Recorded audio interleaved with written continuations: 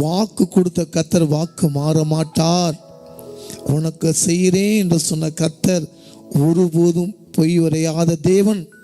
அவர் செய்து முடிக்கிற வைக்கும் பிசாசானவன் உன் விசுவாசத்தை களங்கம் பண்ணி அற்பமாக எண்ணப்படுவான்.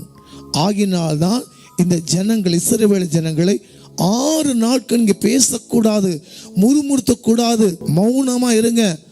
ஆனா சுற்றி வாங்க. நடந்தது என்ன? எக்காலம் ஊதும் போது அந்த மதில்கள், எரியோ கோட்டைகள், மதில்கள் வெளுக்கப்பட்டன.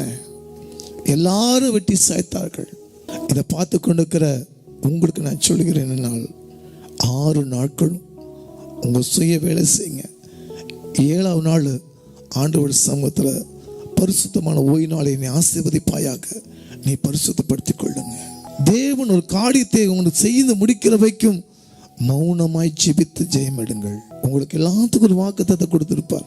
திருமணம் ஆகும்போது, வேலைக்கு போகும்போது, உங்கள் சபை போதுகிறோ, ஊழியக்காரர்களோ, தேவதாசர்களோ, ஆவிக்குரிய தகப்பனோ, நிச்சயமாக அந்த வாக்கு தத்தத்தை வச்சு நீங்க ஜெபிக்கும் போது உனக்கு அடைக்கப்பட்ட வாசல்களை திறந்து கொடுப்பான்.